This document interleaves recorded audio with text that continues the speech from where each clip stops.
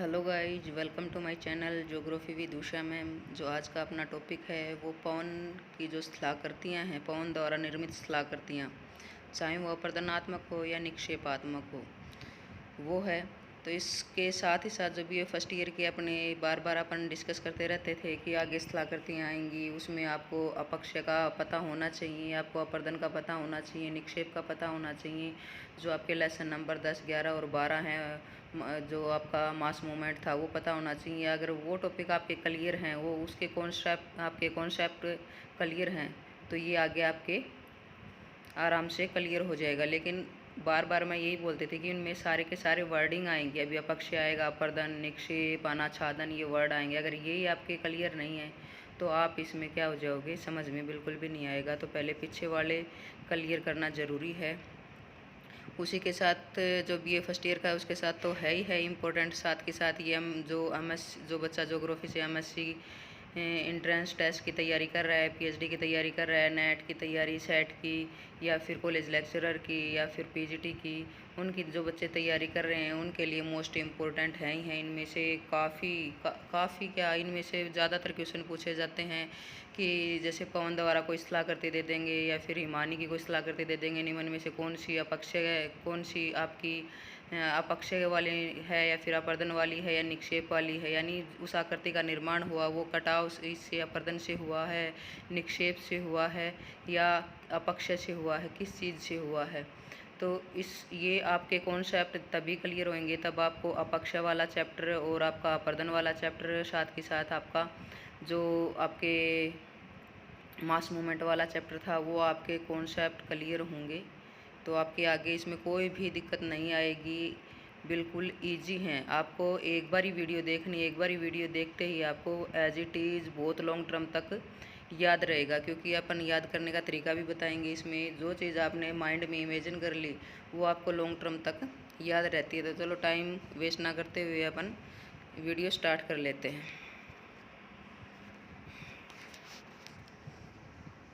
तो ये है आपका पवन के कार्य और वाताज स्थलाकृतियाँ। जो स्थलाकृतियाँ होती हैं, पवन द्वारा निर्मित स्थलाकृतियाँ होती हैं, उनको वाताज स्थलाकृतियाँ अपन बोलते हैं। तो जो इंग्लिश मीडियम के बच्चे हैं उनको भी ध्यान में रखते हुए मैंने सारे हेडिंग इंग्लिश मीडियम में डाले हैं और हिंदी में भी डाले हैं, क्योंकि कमेंट आते रहते हैं कि मैम प्लीज़ इंग्लिश में बनाइए, हिंदी में बनाइए। तो दोनों मैं रिपीट करूँगी तो टाइम आधे घंटे की बजाय 1 घंटा लग जाएगा। तो इसमें कभी इंग्लिश वर्जन अपन कर लेंगे, कभी हिंदी वर्जन कर लेंगे, लेकिन दोनों के लिए ही ये सूटेबल रहेगा।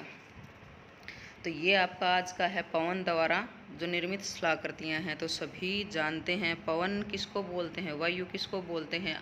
सबसे पहले तो आपके लिए बेस्ट रहेगा कि आप उसका अच्छे से अपने माइंड में थोड़ा सा क्लियर करेगा और अपनी ही परिभाषा बनाए, इजी से इजी लैंग्वेज में परिभाषा बनाए, ना कि बुक से रटी रटाई लैंग्वेज लो।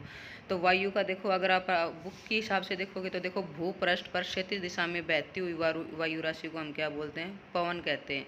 जो अनाच्छादन के साधन, आप देखो एक वर्ड आ गया अनाच्छादन। अनाच्छादन अगर पीछे बच्चे ने पढ़ा है तो पता होगा अपक्ष और अपर्दन को हम क्या बोलते हैं। जिसमें अपक्ष हो और अपर्दन हो उसको अनाच्छादन बोलते हैं। अपक्ष का मतलब होता है टूट फूट के वहीं पे विदीर्ण हो जाती है। भौतिक भी होते हैं, रासायनिक भी होते हैं। रासायनिक में तत्व चेंज हो जाते हैं, भौतिक में चेंज नहीं होते। और अपर्दन यानी कटाव की क्रिया होती है। तो साधन के रूप में पवन का कार्य केवल क्या है, शुष्क व अर्ध शुष्क क्षेत्रों में ही सीमित रहता है। यानी आप सिंपल लैंग्वेज में ये भी बोल सकते हो कि धरातल के ऊपर जो आपकी वायु क्षैतिज रूप में जो वायु चलती है उसको हम क्या बोलते हैं, पवन बोलते हैं या वायु बोलते हैं। आप जो भी आप वर्ड करो इसका यूज। तो ये ज़्यादातर कहाँ कार्य करती हैं, आपके शुष्क प्रदेश यानी मरुस्थलों में ज़्यादा कार्य करते हैं। इसकी स्थलाकृतियाँ यहाँ बनेंगी। अब स्थलाकृतियों का नाम आते ही एक डिस्कस करेंगे अपन।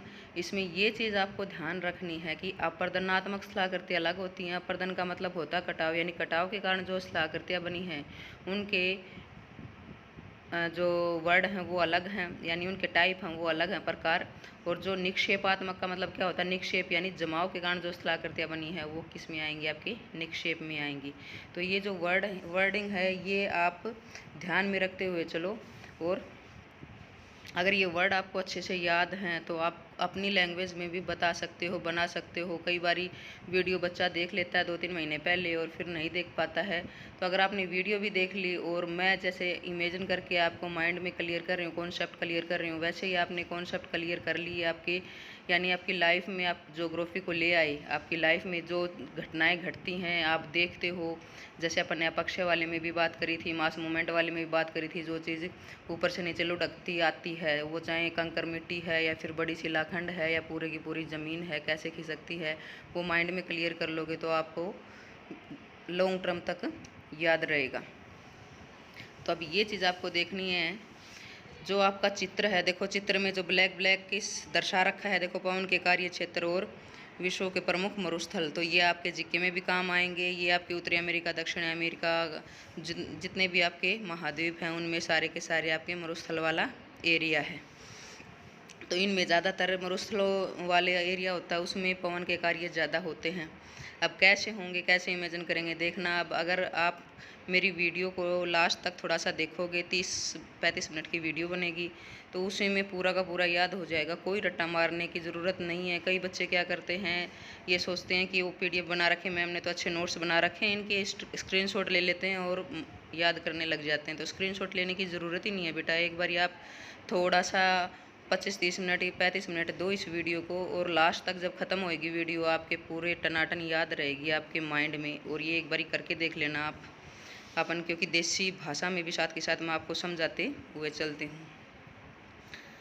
तो ये देखो उष्ण और शीतोष्ण प्रदेशों में पाए जाते हैं और विश्व का लगभग कितना प्रतिशत है, 60% भाग मरुस्थलीय और अर्ध मरुस्थलीय माना जाता है। और पवन के अपर्दन और निक्षेपण से बनी स्थलाकृतियों को क्या बोलते हैं। कई बार आ जाता है कि वाताज स्थलाकृति क्या होती हैं, तो वाताज स्थलाकृति क्या होती हैं, पवन से यानी वायु से अपर्दन और निक्षेपात्मक बनी स्थलाकृतियों को वाताज स्थलाकृति कहा जाता है। अब आ जाते हैं कि पवन के कार्य क्या हैं। देखो नदियों और हिम नदियों की भांति, क्योंकि आगे चैप्टर हैं आपके, नदियों द्वारा बनी स्थलाकृति भी है, हिम नदी द्वारा बनी स्थलाकृति भी है। तो उसी की भांति क्या है, पवनें भी क्या करती हैं, अपर्दन भी करती हैं, परिवहन भी करती हैं और निक्षेपण भी करती हैं। तो अपर्दन यानी कटाव करती हैं। ये देखना अभी आप इमेजिन करोगे, मैं आपको देसी लैंग्वेज में बताऊँगी तो आपके बिल्कुल माइंड में आ जाएगा। आपने ये सारी की सारी चीज़ें आपने डेली रूटीन में देख रखी हैं, लेकिन कभी अप्लाई नहीं करते, आप रट्टा मारने पे ज़्यादा विश्वास करते हो। अब आप देखना कैसे है, क्योंकि आंधी तो सभी ने देखी हुई है जब अंधड़ चलते हैं। आपके राजस्थान का मरुस्थल का भी सभी को पता है, ज़्यादातर बालू मिट्टी उड़ के जाती है। तो बालू मिट्टी के साथ आपके महीन कंकड़ पत्थर, जैसे बजरीनुमा कंकड़ पत्थर होते हैं ना, वो उड़ के जाते हैं। तो अपर्दन तो क्या होता है, जहाँ से मिट्टी उड़ा ली जाए उसको हम क्या बोलेंगे, अपर्दन, यानी वहाँ से तो कट गई मिट्टी। और परिवहन किसको बोलेंगे, वो वहाँ से उड़ा के कई किलोमीटर दूर तक, जब वेग कम हो जाता है वायु का, तो वहाँ पे जमा करना स्टार्ट कर देती है धीरे धीरे। तो वहाँ जब जमाव हो जाता है तो उसको हम क्या बोलते हैं, निक्षेप। और जब अपर्दन यानी कटाव जहाँ से उड़ा के ले जाती है और जहाँ बहुत किलोमीटर दूर तक क्या करती है, निक्षेप करती है, तो वो बीच का क्या कर लिया, परिवहन। परिवहन किसे बोलते हैं हम भी तो, जैसे यहाँ आप दिल्ली से गुड़गांव जाते हो या फिर दिल्ली से पुणे जाते हो, वो भी एक परिवहन ही है ना। तो ऐसे ही आपकी मिट्टी भी दूर दूर तक, बहुत किलोमीटर दूर तक उड़ा के ले जाती है। फॉर एग्जांपल बात करें अपन, जो राजस्थान का आपका मरुस्थल है, यहाँ से मिट्टी आपके आगे अपन पढ़ेंगे, जो आपका ब्रिज भूमि है, कृष्ण भूमि है, कहाँ है पहले तो आपको पता होना चाहिए, गए भी होगे आप लोग। जो आपका आगरा है, आगरा तो देखा होगा ना, ताजमहल, ताजमहल आपका कहाँ पे है, यूपी में। वहाँ तक क्या करता है, आपके इतने दूर तक, यानी इतने किलोमीटर दूर तक भी आपका कंकर जो होते हैं, इसके बजरी होती है या फिर मिट्टी होती है, उसको बहुत ज़्यादा किलोमीटर दूर तक उड़ा के लेके जाती है। तो वो एक जगह से दूसरी जगह जाना ही क्या कहलाता है, परिवहन कहलाता है। तो तीनों चीज़ें क्लियर होगी ना, अपर्दन भी, परिवहन और निक्षेप भी। तो किंतु देखो तल संतुलन के कारक के रूप में पवन अन्य कारकों से भिन्न है और इसकी निम्नलिखित विशेषताएं हैं। तो इसकी विशेषता पहले क्या है, नदी और हिम नदी की भांति पवन के कार्य पर गुरुत्व बल का अपेक्षाकृत कम असर पड़ता है, क्योंकि तो आंधी चलती है, ये तो अपोजिट भी चल सकती है, तो इसमें जो आपका गुरुत्व प्रभाव है उसका असर नहीं पड़ता। जो नदियाँ ऊपर से आती हैं तो ऊपर से आएंगी, तो किसका, जब ऊपर से कोई भी चीज़ नीचे आती है तो उस पर बल कौन सा लगता है, गुरुत्व बल लगता है। तो इसके ऊपर आप ये बोल रहा है कि अपेक्षाकृत कम असर करता है, असर तो करता है लेकिन कम करता है। दूसरा क्या है, पवन का कोई निश्चित मार्ग व दिशा नहीं होती।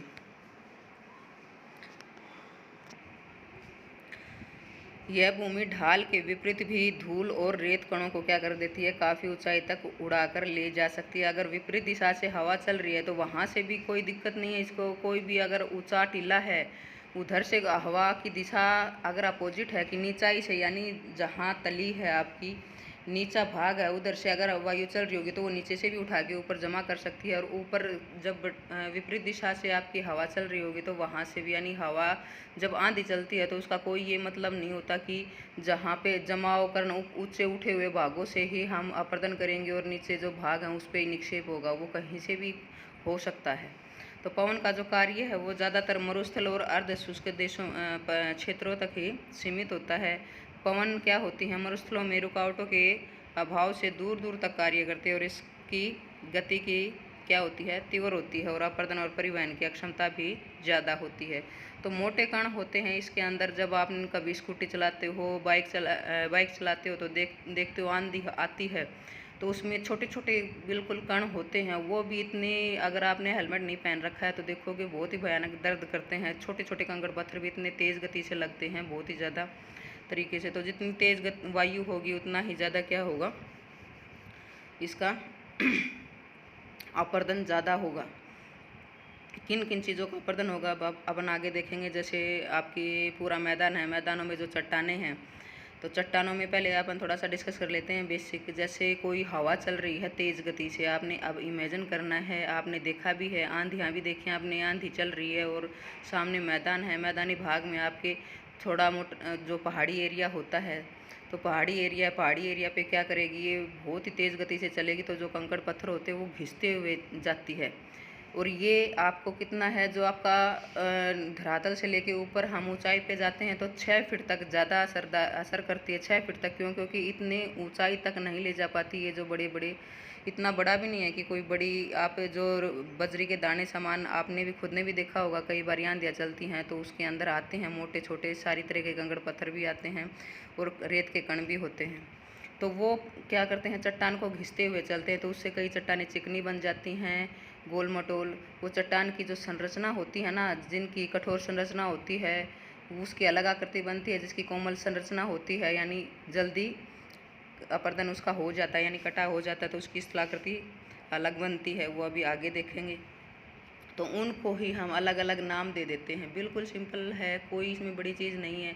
जो भी क्रिया होती है इनके बीच में, जो चीज़ें बाद में बन जाती हैं उनको हम यानी अपर्दन के कारण बनी स्थलाकृतियों को अपर्दनात्मक स्थलाकृति बोल देते हैं। और जो आपकी निक्षेपात्मक यानी जमाव के कारण बनी हुई है, देखना अभी सारी की सारी अभी टाइप पढ़ेंगे तो आपको एक एक करके अच्छे से समझाएंगे। लेकिन उसको समझने से पहले आपको 3-4 चीज़ें समझनी होंगी कि आपको वाहन, जैसे इसमें बता रखा है कि जो पवन के, पहले एक बार ये देख लेते हैं ऊपर के जो 2 बचे हुए हैं। देखो, पवन अपर्दन की लंबी अवधि चट्टानों में विचित्र रूप पैदा कर देती है। कैसे विचित्र रूप पैदा करेगी अभी आगे देखेंगे अपन। इसमें टाइप है छत्रक शिला।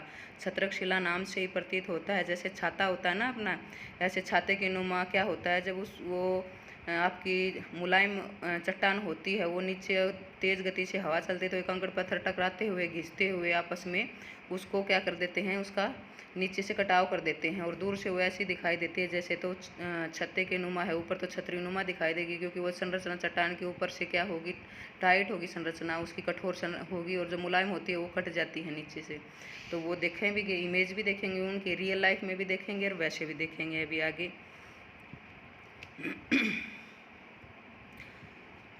तो पवन आर्द्रता और वनस्पति के अभाव वाले क्षेत्रों में कार्य करते हैं, क्योंकि देखो अगर बारिश हो रही है तो बारिश होएगी तो क्या चीज़ उड़ेगी, कुछ भी नहीं उड़ेगा। मिट्टी कंकड़ पत्थर अच्छे से दबे हुए होंगे। जहाँ पे आपके बहुत सारे वन होंगे वहाँ वायु चलेगी तो वहाँ क्या उड़ा के ले जा सकती है वायु, ज़्यादा से ज़्यादा पत्ते उड़ा के ले जा सकती है। तो वायु की जो अपर्दनात्मक और जो निक्षेपात्मक स्थलाकृतियाँ उनको बनने के लिए क्या चाहिए, आपका खुला मैदान चाहिए, और उसमें ज़्यादातर जो आपके मरुस्थली भाग हैं वो और अर्ध शुष्क जो क्षेत्र होते हैं वो वहाँ पे ज़्यादा होता है इनका कार्य। तो अब आ जाते हैं, तो पवन का जो अपर्दनात्मक कार्य है कैसे करता है। देखो, पवन जिन ढीली चट्टानी जो कण होते हैं उनको ढोती है और उन्हीं को औजार बनाकर क्या करती है, अपने मार्ग में पड़ने वाले चट्टानों को यांत्रिक अपर्दन का मतलब जिनके तत्व चेंज नहीं होते, यांत्रिक अपरदन करती है। और पवन चट्टानों का क्या करती है, अपरदन 3 प्रकार से करती है। तो ये तीनों प्रकार आपको याद करने हैं, 2-3 लाइन के हैं ये, क्योंकि कई बार ये क्वेश्चन पूछ लेते हैं कि अपवहन की क्रिया द्वारा क्या, अपवहन की क्रिया क्या होती है, या फिर कौन से में, जैसे पवन में ही अपवहन की क्रिया होती है, ये क्या होती है अपवहन, यानी डेफिलेशन, ये आपका डेफिलेशन क्या होता है। तो इस क्रिया द्वारा क्या होता है, भौतिक अपक्षय। देखो अब वर्ड ही आएंगे ना कि इनकी परिभाषा। अगर आपको पता होगा भौतिक अपक्षय क्या होता है, भौतिक यानी यांत्रिक अपक्षय को हम क्या बोलते हैं, भौतिक अपक्षय बोलते हैं। और ये टूटी हुई चट्टानों के कणों को पवन अपने साथ सैकड़ों मील दूर उड़ाकर ले जाता है और थार मरुस्थल में उठने वाले अंधड़ों द्वारा उड़ाए गए धूल कण आगरा और मथुरा तक आ पहुँचते हैं। और अपेक्षाकृत भारी रेत कण क्या करते हैं, रेतीली आंधियों के रूप में अप्रवाहित होते रहते हैं तथा और भी स्थूल कण पवनों के प्रकार के साथ साथ धरातल के ऊपर घसीट कर आगे बढ़ते हैं। और अपवहन से भूमि का तल नीचा हो जाता है और उसमें क्या हो जाता है, अवनमन पड़ जाते हैं। तो अपवहन का मतलब क्या हो गया, इसमें आपको ये पूरा का पूरा समझने की ज़रूरत नहीं है, आप इतना भी लिख सकते हो, कोई ज़रूरी नहीं है कि आप एज इट इज़ लिखो। परिभाषा मैंने बताया था कि आपको समझ में आना चाहिए, आप अपनी लैंग्वेज में लिख सकते हो। तो अपवहन की क्रिया क्या होती है, जब आंधियाँ चलती है तो उसमें जो कंकड़ पत्थर होते हैं वो घिसते हुए चलती है और वो चट्टान को क्या कर देती है, उसका अपरदन कर देती है। तो उसको हम क्या बोलते हैं, अपवहन। अपघर्षण क्या होता है, अपघर्षण का मतलब क्या होता है, अपन देखते हैं एक बार। देखो इसका सीधा सा फिर आपको सिर्फ एक ही लाइन में इसकी मैं परिभाषा भी बताऊंगी आपको, पहले समझ लेते हैं। देखो पवन के साथ उड़ते हुए शैल कण मार्ग में पड़ने वाली चट्टानों पर रेगमार की भांति प्रहार करके उन्हें रगड़ते और घिसते हैं। पवन की यह क्रिया उसके वेग, रेत कणों की मात्रा तथा मार्ग में पड़ने वाली चट्टानों की संरचना पर निर्भर करता है। देखो चट्टानों की संरचना मुलायम है या कठोर है उसके ऊपर। और अपघर्षण का कार्य कितने फीट तक होता है, 6 फुट की ऊंचाई तक ही महत्वपूर्ण होता है। और इसमें क्या है, कोमल शैल क्या हो जाती है, घिसकर चिकनी हो जाती हैं। कठोर शैल में क्या हो जाती हैं, खरोंचें आ जाती हैं। और शैल संधियाँ, जो शैल का मतलब क्या होता है, चट्टान, जो चट्टानों की संधियाँ होती है उसमें खाँचे भी पड़ सकते हैं। और ऐसे लाइनें जो जिसको शिखरिकाएँ बोलते हैं ना, वो भी पड़ सकती हैं। तो अपघर्षण का मतलब क्या हो गया, जब आपके कंकड़ पत्थर जो आपकी चट्टान की संरचना है उसके रेगमार की तरह उसको उसके ऊपर जा के टकराते हैं। तो अगर मुलायम चट्टान है वो तो कैसी हो जाएगी, चिकनी हो जाएगी। आगे इसके एग्जाम्पल देखेंगे विद डायग्राम, वहाँ अच्छे से समझ में आ जाएगा। और जो चट्टानें जो आपकी चट्टानें कैसी होती हैं, कठोर होती हैं, उनमें थोड़े से आपके खरोच पड़ जाती हैं।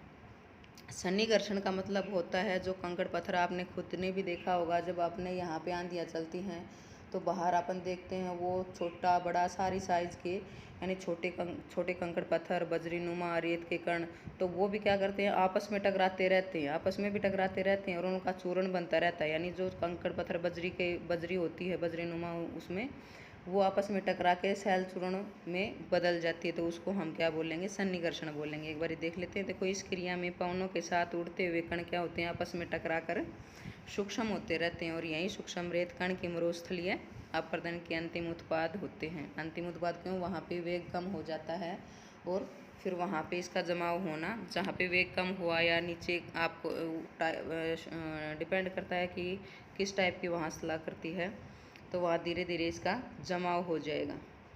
तो अब पवन क्या करेगी, अपरदन को नियंत्रित करने वाले जो कारक होते हैं, कि कौन नियंत्रित करता है अपरदन को।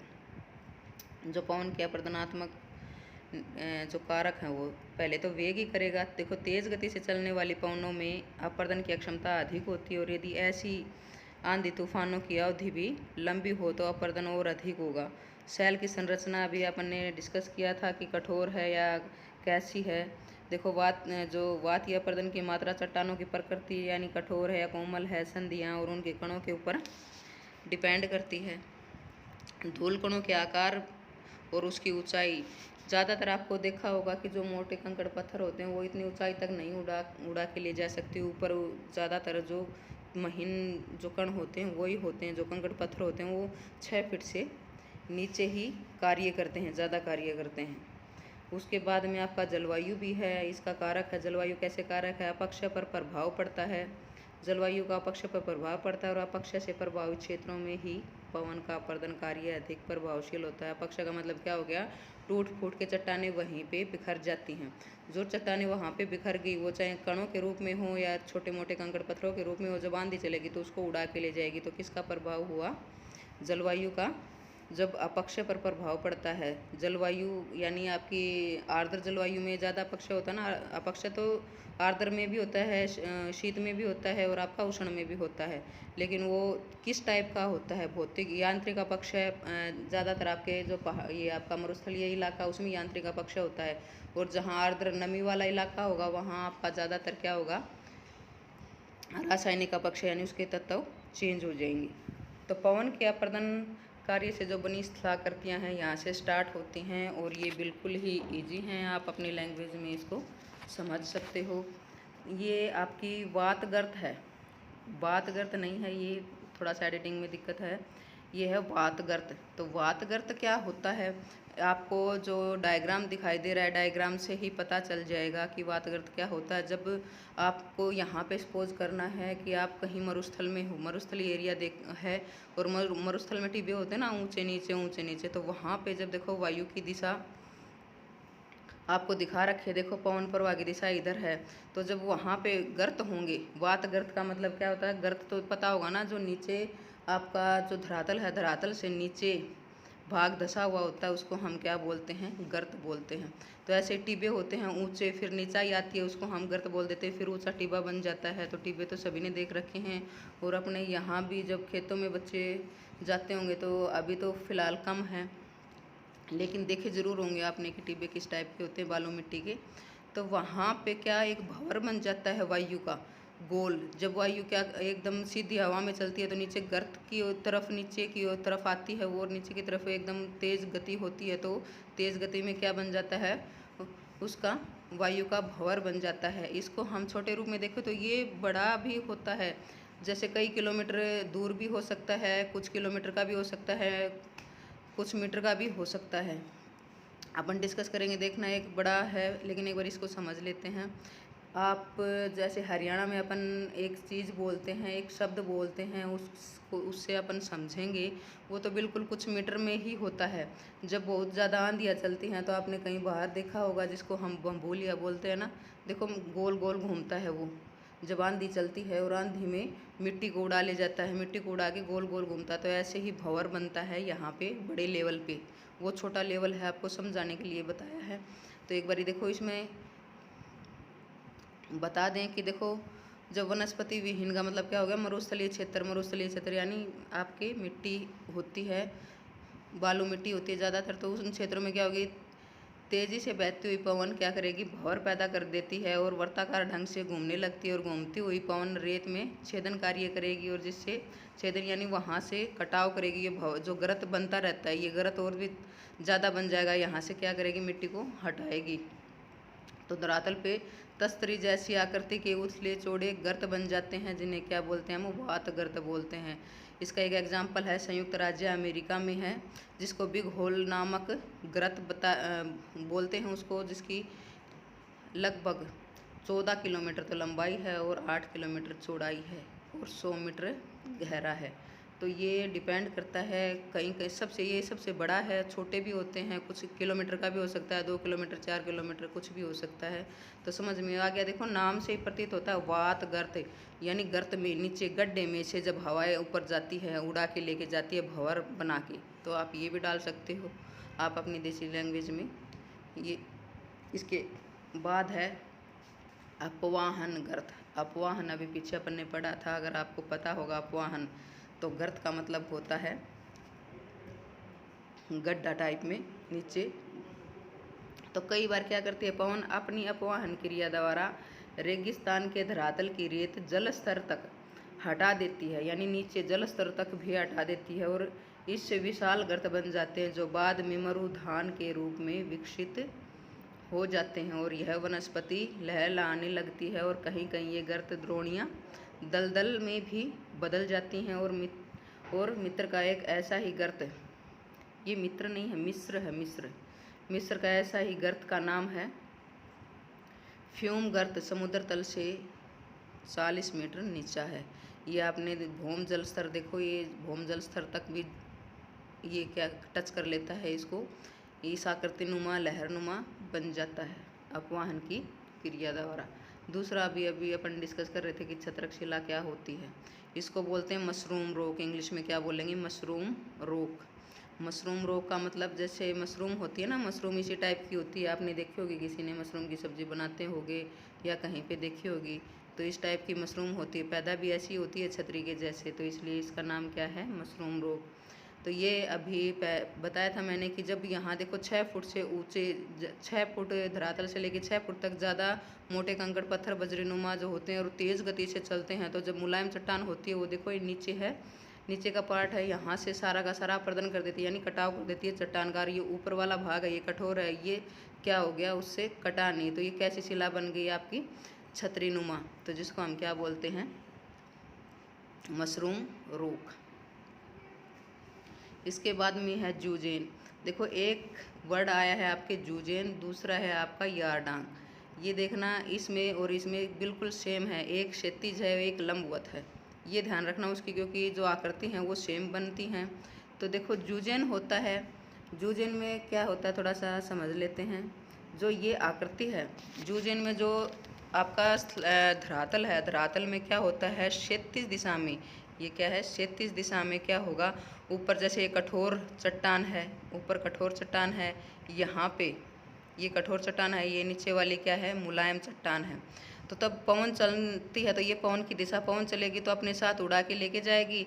यहाँ पक्ष के कारण टूट फूट हो जाती है, पत्थरों की, चट्टानों की या कणों की टूट फूट होती है, फिर उसको पवन की तेज़ गति होती है तो वो यहाँ से बीच बीच से उड़ा के ले जाती है। तो उसकी आकृति कैसी बन जाती है, जो कठोर चट्टान होती है वो ऊपर रह जाती है और मुलायम चट्टान क्या हो जाती है, कट जाती है। तो ये आकृति देखिए आपने। तो इस प्रकार की आकृति को हम क्या बोलेंगे, जूजेन बोलेंगे। तो आप अपनी देशी लैंग्वेज में इसको लिख सकते हो कि क्षैतिज दिशा में जब चट्टानें होती हैं, कठोर और मुलायम चट्टानें क्षैतिज दिशा में बिछी हुई होती हैं और उसके लंबवत यानी पौने उसके समांतर चलती है, तो उसको हम वो कटाव कर उड़ा के ले जाती है। तो इस टाइप की आकृति को हम क्या बोलेंगे, जूजेन बोलेंगे। दूसरी है यारडांग। यारडांग में देखो क्या है, यारडांग में आपने एक बार देख लेते हैं इसको भी। ये देखो जो चट्टानें हैं ये क्या हैं, लंबवत हैं। चट्टानें क्या हैं, ये आपकी कठोर चट्टान है, ये आपकी कठोर चट्टान है और बीच वाली आपकी क्या है, मुलायम चट्टान है, ये बीच वाली इसकी मुलायम चट्टान है। और पवन की दिशा ऐसे है, तो पवन की दिशा ऐसे होगी तो क्या होगा, ये जो मुलायम चट्टानें हैं इनको अपक्षय के कारण लगा लो, अपर्दन के कारण यहाँ से कटाव होता है तो उनको उड़ा ले जाती है, मिट्टी उसको उड़ा ले जाती है। और किस प्रकार की संरचना बन जाती है, ये जो चित्र में दिखाई दे रहा है। देखो शुष्क प्रदेशों में कुछ स्थानों पर कोमल और कठोर चट्टानें लंबवत दिशा में एक दूसरे के, और जो जूजेन था उसमें क्या था, क्षैतिज दिशा में थी वो, और ये कौन सी है आपकी, लंबवत दिशा में एक दूसरे के समांतर खड़ी रहती हैं। और पवन कोमल चट्टानों को अपर्दन शीघ्र कर देती है, जबकि कठोर क्या होते हैं, नुकीले कटकों के रूप में खड़ी रह जाती है, जिसको हम क्या बोलते हैं, यारडांग। इनकी ऊंचाई आपके 50 से 60 मीटर तक भी हो सकती है, यानी ऊंची ऊंची हो सकती है। छठा है आपका इंसेलबर्ग। इंसेलबर्ग अपन देख लेते हैं, ये अपवाहन, और कई बार क्वेश्चन में आ जाता है कि इंसेलबर्ग जो स्थलाकृति है, कौन सी स्थलाकृति, कोई वायु द्वारा है, नदी द्वारा है, हिमनदी द्वारा है। तो आपको ये ध्यान रहना चाहिए कि इंसेलबर्ग आकृति है वो वायु द्वारा निर्मित है या किससे। तो आप लगाओगे क्वेश्चन की वायु द्वारा है, कई बार पूछ सकते हैं कि इंसेलबर्ग है उसमें जो स्थलाकृति है वो कौन सी क्रिया द्वारा, अपवाहन के क्रिया द्वारा, अपघर्षण की क्रिया। तो अपवाहन और अपघर्षण की क्रिया द्वारा ये बनी है। अपवाहन और अपघर्षण जैसे हमने पीछे पढ़ा था, बार बार इनको रिपीट करेंगे तो वीडियो लंबी हो जाएगी, तो आप पीछे देख लेना। अपवाहन और अपघर्षण की क्रिया द्वारा जब क्या हो जाता है, यहाँ पे ये जो चट्टान होती है, ये चट्टान को यहाँ से क्या कर देती है, घिसा देती है, और घिसा की ये चट्टान पूरी की पूरी कैसी हो जाती है, चिकनी हो जाती है पूरी की पूरी। तो ये जो आपका मरुस्थलीय एरिया है, मरुस्थलीय एरिया में तो भी पहाड़ी एरिया होता है ना, तो पहाड़ी एरिया में कई चट्टानें आपको ऐसी दिखेंगी, बिल्कुल चिकनी सपाट दिखेंगी, दूर से देखोगे आप। तो उनको क्या बोला गया है, इंसेलबर्ग। तो इंसेलबर्ग क्यों रखा गया है इसका नाम, ये भी अपन देखेंगे। देखो ये आपके नीचे देखना, इसमें जो इंसेलबर्ग जिसका अर्थ होता है द्वीप सदृश, ये सभी मरुस्थलों में पाए जाने वाले ऐसे भू आकार को इंसेलबर्ग कहा जाने लगा। ऑस्ट्रेलिया की प्रसिद्ध आयरस जो चट्टान है इंसेलबर्ग का उदाहरण है। ये आपका जर्मन का है, जो इंसेलबर्ग शब्द है ये जर्मन भाषा का है। तो अफ्रीका के जो कालाहारी मरुस्थल है वहाँ पे बोला जाता है इन टीलों को, जो ये टीले दिखाई देते हैं उनको क्या बोला जाता है, इंसेलबर्ग। इसलिए इस आकृति का नाम क्या रख दिया, इंसेलबर्ग, यानी चिकनी आकृति। आपको दूर मैदान पे आप देखते हो तो आपको चिकनी चिकनी जो चट्टानें दिखाई देंगी, यानी वो जब आंधियाँ चलती हैं तो उसमें जो कंकड़ पत्थर होते हैं बजरीनुमा होते हैं या फिर छोटे कण होते हैं वो घिसते हुए चलते हैं। इसको घिसते हुए चलेंगे तो क्या हो जाएगा, ये चिकना रूप धारण कर लेगी अपना। और ऐसी जो आकृतियाँ होती हैं उनको हम बोलते हैं इंसेलबर्ग। इसके बाद में नंबर 7 है भूस्तंभ। इसको हम क्या बोलते हैं, डिमोलाइस भी बोल देते हैं, डिमोइसल। तो इसको शुष्क, ये क्या है आपके शुष्क मरुस्थलों में यदि कहीं कठोर चट्टान बिछी होती है तो पवन क्या करती है, उस चट्टान के आसपास जो अपर्दन होता है किंतु उनके नीचे की भूमि क्या होती है, अपर्दन से बची रहती है। ये देखो आप चित्र, जो पहला चित्र है इसमें जो नीचे की भूमि है वो अपर्दन से बची रहती है, देखो एज इट इज रहती है, और ऊपर से क्या कर देती है, उसका अपर्दन कर देती है वायु। तो उसको हम क्या बोलते हैं, भूस्तंभ बोलते हैं इसको। आपको चित्र में दिखाई दिया है, देखो नीचे जब हवा चलती है तो नीचे तो एज इट इज रह जाता है, और ऊपर का जो इसका हिस्सा है उसको काट देती है, यानी उसका अपर्दन कर देती है, और ऐसे स्तंभ के रूप में खड़े दिखाई देते हैं, दूर से देखते हैं तो अपन। तो इसको हाँ, ऐसी स्थलाकृति को हम क्या बोलते हैं, भूस्तंभ बोलते हैं। दूसरा है मैसा व बूट। ये क्या होती है, ये देखो ये बूट होती है, ये छोटी होती है, मैसा होता है बड़ा। आप इसमें देख पा रहे हो। दूसरी जो आपकी आकृति है, जब कटाव नीचे से पूरा का पूरा कटाव हो जाता है और जो आपका स्थलाकृति है वो मैज के नुमा, यानी पूरा ये ऐसे नहीं है कि मैज के अकॉर्डिंग, यानी मैज जैसी आकृति बन जाती है, बड़ी आकृति मैज जैसी आकृति बन जाती है, उसको तो हम बोलते हैं मैसा। और वो फिर कट के थोड़ी सी गोलाकार हो या दूसरा भी आकृति हो सकती है गोलाकार से, यानी उससे छोटी हो जाती है, उसको हम क्या बोलते हैं, ब्यूट बोलते हैं। तो ये आकृति नंबर 8 थी आपकी। इसके बाद में पाषाण जालक। अब पाषाण जालक क्या होता है, देखते ही पता चलता है ये एक आपकी पहाड़ी एरिया है, और पहाड़ी एरिया में ये एक चट्टान है। तो इस चट्टान में जब वायु चलती है तो क्या करती है, जो आपके बार बार जो कंकड़ पत्थर लगते हैं, जो यहाँ पे चट्टान आपकी मुलायम होगी वहाँ से क्या होगी, इसको इनका होल बना देगी, वहाँ से हट जाएगी, मुलायम चट्टान हट जाएगी, कठोर चट्टान रह जाएगी। तो आपको दूर से ऐसे दिखेगी ये पाषाण जालक, यानी पत्थर में जब आपके होल होते हैं तो उसको हम क्या बोलते हैं, पाषाण जालक बोलते हैं। तो इस टाइप की आकृति बन जाती है, उसको हम पाषाण जालक बोलते हैं। फिर पवन खिड़की क्या होती है, इसी को आपको इमेजिन करना है, जैसे ये आपकी ये पाषाण जालक है आपका, इसमें ही जब और तेज़ गति से हवा चलती है और काफ़ी टाइम लग जाता है, काफ़ी टाइम लगते लगते धीरे धीरे जो ये सारे के सारे जो आपके होल हैं ये मिल जाते हैं, यानी ये पूरा का पूरा एक होल बन जाएगा बीच में, जिसको हम क्या बोलते हैं, पवन खिड़की। पवन खिड़की यानी इधर से पवन आती जाती रहती है, तो इसको हम क्या बोलेंगे, पवन खिड़की। फिर आ जाता है पुल, ये सारे एक ही में हैं, आप अच्छे से समझ में आ जाएगा। पाषाण जालक को तोड़ दो बीच से, वो क्या हो जाएगी, पवन खिड़की हो जाएगी। फिर जो पवन खिड़की है इसका ऊपर का भाग भी टूट जाता है तो दूर से दिखाई कैसा देता है, ब्रिज जैसा दिखाई देता है। नंबर 11 जो पुल है, देखो अपर्दन के कारण जो पवन खिड़की है वो धीरे धीरे क्या हो जाएगी, नीचे तक आधार तक कट जाती है, ऊपर वाली सारी कट जाती है और मेहराब जैसी बुआकृति बनती है, जिसे क्या बोलते हैं, शिला की छत या पुल की तरह दिखती है। इसके बाद में है ड्राई कांटर।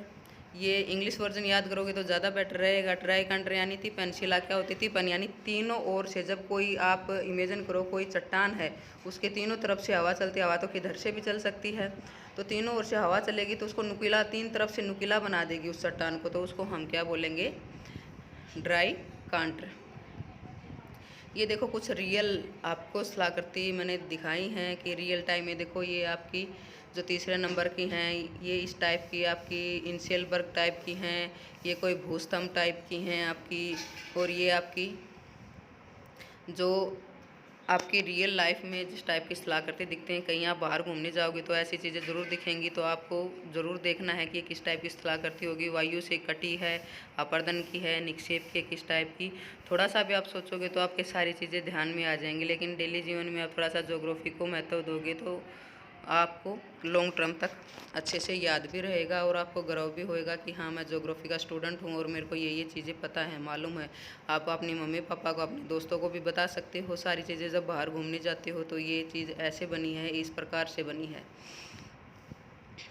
इसके बाद में आ जाओ कि पवन का परिवहन कार्य। परिवहन कार्य कैसे होगा? देखो, न तो पवन का वेग सदा एक जैसा रहता है और न ही उसकी प्रवाह दिशा भी निश्चित होती है, यानी तेज गति से भी चलती है वायु और धीमी गति से भी। और अपर्दन के अन्य कारकों की तुलना में पवन का परिवहन कार्य अनिश्चित होता है। अगर धीमी चल रही है तो बिल्कुल नहीं होगा, तेज चल रही है तो उसका परिवहन हो जाएगा। यानी मिट्टी को उठा के एक जगह से दूसरी जगह जब आंधी लेके जाती है उसको हम क्या बोलते हैं? परिवहन।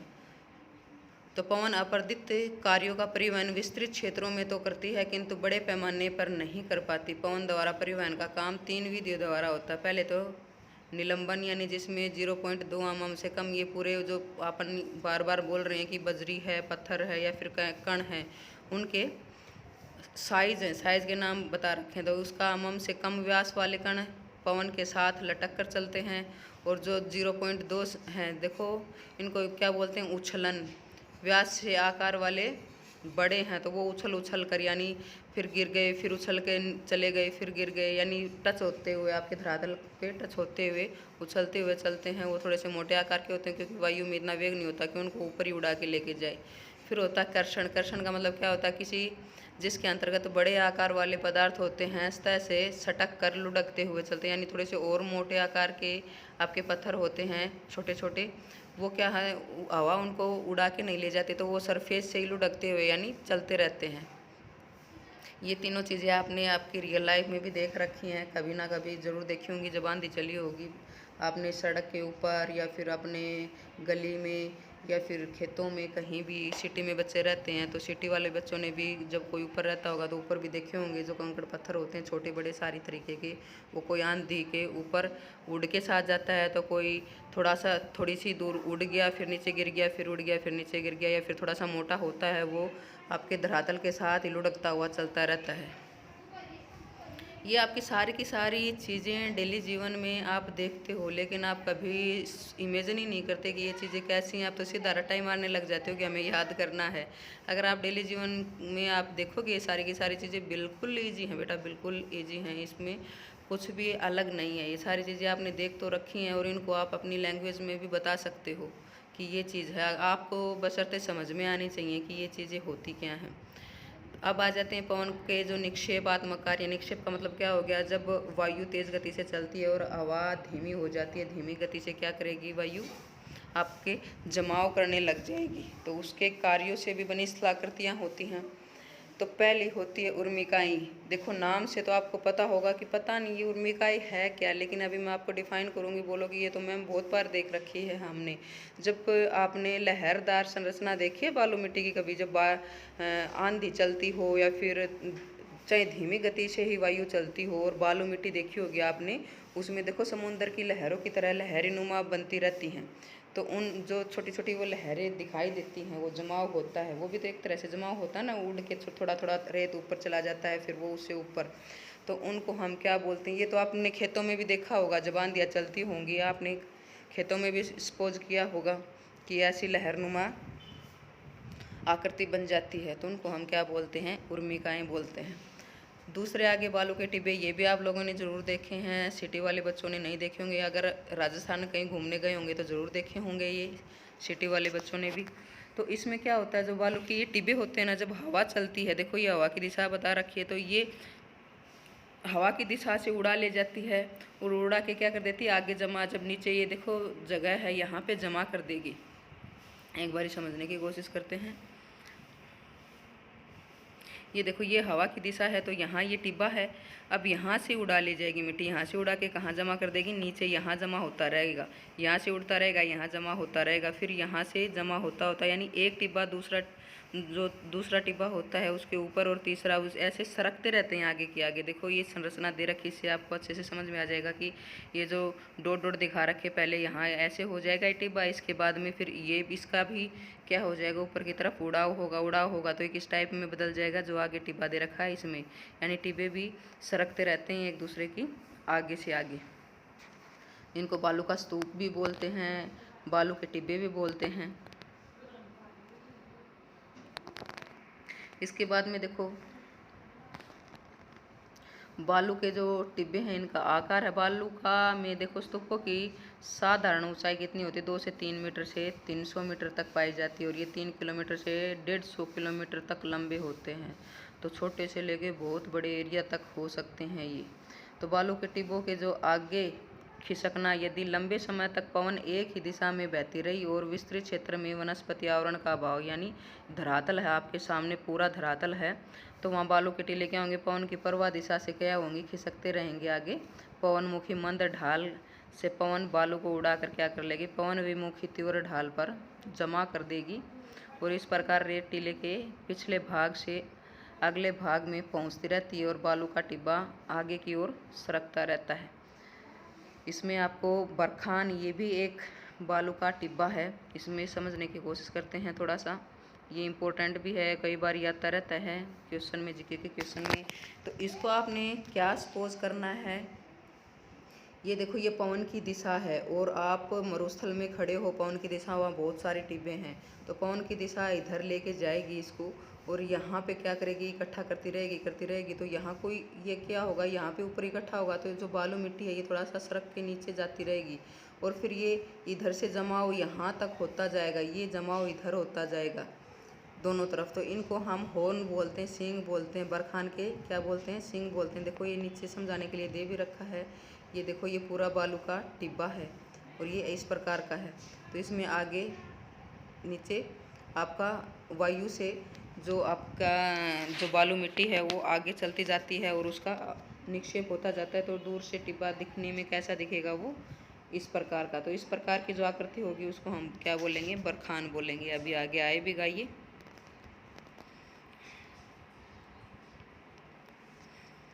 देखो ये बालू का जो टिब्बे हैं उनके प्रकार हैं अलग अलग, कि इस प्रकार की आकृति होगी तो कैसा मिलेगा। जैसे पीछे अपन ने देखा था बरखान, तो किस प्रकार की आकृति थी अपन ने देख लिया था। देखो बरखान तुर्की भाषा का शब्द है, क्योंकि तुर्की में सबसे ज़्यादा ये मिलते हैं, वहाँ बालू मिट्टी ज़्यादा है, आपका मरुस्थल ज़्यादा है। देखो जिसका अर्थ होता है खिरजी स्टेपी में बालू की पहाड़ी, यानी बरखान विशेष आकृति वाले बालू के टीले और पहाड़ियाँ होती हैं जो वायु की दिशा में आड़ी बनती हैं, यानी वायु की दिशा से क्या बनती हैं, आड़ी बनती हैं, लंबवत बनती हैं उनकी। तो इनका अग्रभाग क्या होता है, चंद्राकार होता है। पीछे अपन ने देखा था चंद्राकार होता है ना, उसका साइडों में जो सींग होते हैं वहाँ जमाव होता है, निक्षेप होता रहता है। तो इनके दोनों छोरों पर क्या होती है, पवन की दिशा से एक एक सींग जैसी आकृति निकल आती है, और बरखान का पवनाभिमुखी ढाल उत्तल और मंद होता है, जबकि पवन विमुखी, देखो पवन विमुखी का मतलब जिधर से पवन चल रही है, और विभुमुखी का मतलब है पवनाभिमुखी, जिधर से हवा नहीं चल रही। जैसे वो पूरा का पूरा चंद्राकार था, उस वाला एरिया उधर से क्या है, हवा नहीं चल रही है, हवा किधर से चल रही है, जहाँ से पीछे से। तो ढाल तीव्र और अवतल होता है, और इस तीव्र ढाल से क्या होती है, उतरती हुई पवन भूमि पर घिसटती हुई बहती है, जिससे भंवर गति पैदा होती है, और इसे टिब्बे के किनारे भीतर की ओर क्या करती हैं, दबाते रहते हैं, और बरखान अर्धचंद्राकार जैसी आकृति बना लेता है। तो आपको इतना बड़ा लिखने की कोई ज़रूरत नहीं है, आप उसको 2-3 लाइनों भी लिख सकते हो कि बरखान क्या होता है। आपको समझ में आना चाहिए कि उसकी दिशा कैसे, उसमें आप पवन की दिशा दर्शाओगे और उसका चित्र बनाओगे, इस प्रकार की आकृति कैसे बनती है वो भी बताओगे आप, जैसे अपन ने ऊपर पढ़ा था इसमें एक लाइन में। अनुप्रस्थ टिब्बे क्या होते हैं, ये देखो क्या होती है, इस प्रकार के टिब्बे हल्की और क्षीण या अल्प बल समीर द्वारा क्या होता है, उन मरुस्थलों में बनते हैं जहाँ रेत बहुत ज़्यादा होता है, और ऐसे मरुस्थलों में जब लंबे समय तक एक ही दिशा में पवन बहती है तो उसमें समकोण पर क्या करते हैं, देखो जो आपके अनुप्रस्थ टिब्बे थे वो तो आपके लंबवत, ये आपके कि उसमें बने थे। बरखान का आपने पढ़ लिया। ये अनुप्रस्थ का, हाँ अनुप्रस्थ का देखो जो एक दिशा में बहती है और उसमें के समकोण यानी लंबवत पर बालू की उर्मिकाएं बन जाती हैं और इन समांतर उर्मिकाओं के बीच तेज गति के बहाव बहती पवन क्या कर लेती है, भंवर पैदा कर देती है, जिससे भंवर वाला भाग गहरा होने लगता है और पार्श्व क्या होता है, अनुप्रस्थ। देखो ये पीछे मैंने दिखाया था, अभी फिर देख लेते हैं। देखो ये वाला अनुदैर्घ्य टिब्बा, इन दोनों में कई बार ये अंतर पूछ लिया जाता है कि बरखान कैसा होता है और ये कैसा होता है। तो इसमें देखो वायु की दिशा, ये जैसे उर्मिकाएँ मैंने बताई थी, उर्मिकाएँ तो छोटे लेवल के हैं, ये थोड़ा सा बड़े लेवल का है। बीच से गलियारे से नहीं निकलते, जैसे आप राजस्थान में जाओगे टिब्बे दिखेंगे, बहुत सारी लाइनों में दिखेंगे आपको, और लाइन के बीच में जब उड़ता आंधियाँ उड़ती हैं तो एक गलियारा सा दिखता है। ये देखो मोड़ रखा, जैसे इसमें एक बार समझने की कोशिश करते हैं। ये देखो ये वायु की आपकी दिशा है और ये जैसे ये टिब्बे हैं और टिब्बे ये यहाँ पे बीच में रास्ता है। शीफ देखा होगा आपने, जैसे इस प्रकार का ये आपने सपोज करना है कि ऐसी आकृति बनती है। ऐसी आकृति जो बनती है उसको हम क्या बोलते हैं, अनुप्रस्थ टिब्बे बोलते हैं उनको हम। और बरखान कैसी होती है, बरखान देखो यहाँ ये वायु की गति होती है और ये देखो चंद्राकार जो सिंह हो, इस टाइप से ये बनती है आकृति बरखान।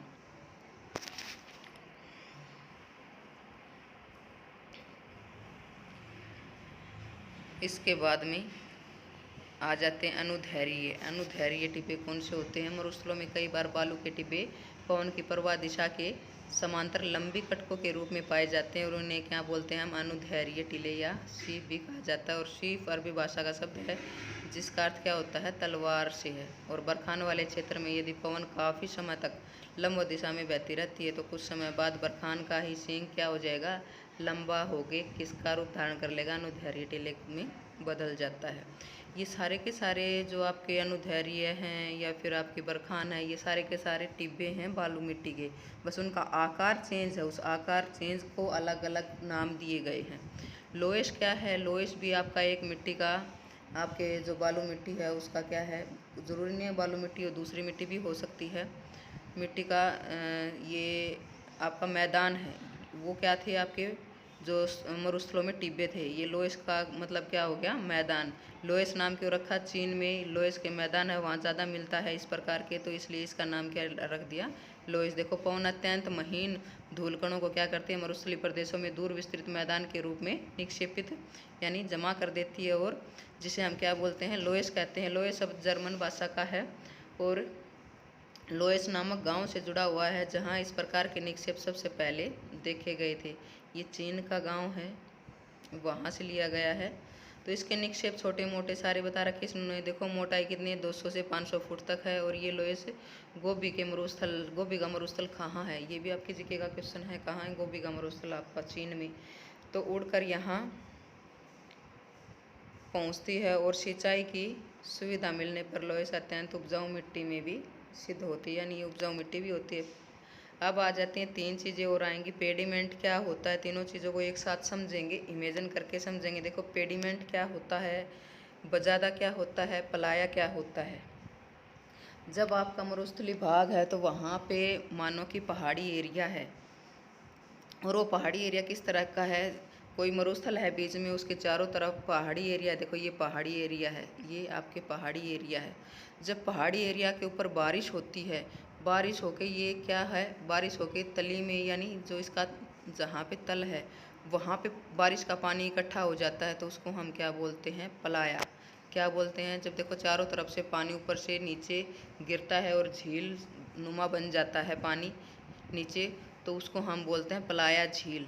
दूसरा होता है बजादा। बजादा क्या होता है, पानी तो नीचे आ जाता है और ऊपर से स्किन के साथ जो पहाड़ी एरिया है यहाँ तेज़ गति से बारिश होगी तो उनके साथ छोटे कंकड़ पत्थर भी आएंगे। कंकड़ पत्थर आएंगे तो वो लुढ़काते हुए कहाँ लेके जाएंगी, ये झील के बराबर यानी थोड़ा सा ढलान में ले जाएंगी, और फिर धीरे धीरे पानी बिल्कुल ढलान में चला जाएगा। पानी से ऊपर ये किसका, ये जो मोटे मोटे कंकड़ पत्थर रहते हैं यहाँ पे, मोटे मोटे कंकड़ पत्थर, इनको हम क्या बोलते हैं, बजादा बोलते हैं। दूसरा है पेडिमेंट। पेडिमेंट क्या होता है, जब ये पहाड़ों से बारिश के कारण लगा लो या फिर अपक्षय के कारण लगा लो, टूट फूट के वहीं विदीर्ण हो जाता है। और जब बारिश आती है या वायु चलती है उससे सारा के सारा जो ये मलबा है किधर आएगा, तली में ढाल के नीचे जहाँ ढाल होगा उधर ही आएगा। तो ये जो कटा-फटा क्षेत्र हो जाता है यानी ढाल के सहारे, 1 मिनट अच्छे से समझ लेते हैं यहाँ पे। ये देखो ये आपके पर्वत हैं, पर्वतों से जब मैदानों में पानी आता है, मैदानों की तरफ यानी झील की तरफ पानी आता है जहाँ ढलान होती है, तो यहाँ आपके कटा-फटा सा क्षेत्र हो जाता है जहाँ से पानी वगैरह आता है, छोटे मोटे कंकड़ पत्थर लुढ़कते हुए नीचे आते हैं। तो इस क्षेत्र को हम क्या बोलेंगे, पेडिमेंट। क्या बोलेंगे, पेडिमेंट। तीनों चीज़ें समझ में आ गई। ये क्षेत्र हो गया पेडिमेंट। फिर पेडिमेंट से नीचे जब आते हैं धरातल पे, बिल्कुल ये आप ऐसा इमेज कर सकते हो कि चारों तरफ पहाड़ियाँ हैं, बीच में मैदानी भाग है। जब पहाड़ों पे बारिश होती है तो पानी कहाँ इकट्ठा होएगा, सारा का सारा तली में पानी इकट्ठा होएगा। वो पानी इकट्ठा हो जाता है, वो झील बन जाती है, तो उसको हम क्या बोलते हैं, पलाया झील बोलते हैं। और झील के सहारे सीधी सी बात है, जब थोड़ा सा वेग कम हो जाएगा पानी का तो वो अपने कंकड़ पत्थरों को छोड़ती हुई नीचे जाएगा। तो जो कंकड़ पत्थर की छूट जाते हैं उनको हम क्या बोलते हैं, यहाँ पे कंकड़ पत्थरों का जो जमा हो जाता है उनको बजाता बोलते हैं। आ गया समझ में। तो ये आपका था वायु द्वारा निर्मित स्थलाकृति। आशा है आपको अच्छे से समझ में आ गया होगा। फिर भी कुछ समझ में ना आए तो आप कमेंट में डाल सकते हो मेरे को कि मैम ये चीज़ समझ में नहीं आई, तो हम उसको दोबारा से बता देंगे। धन्यवाद।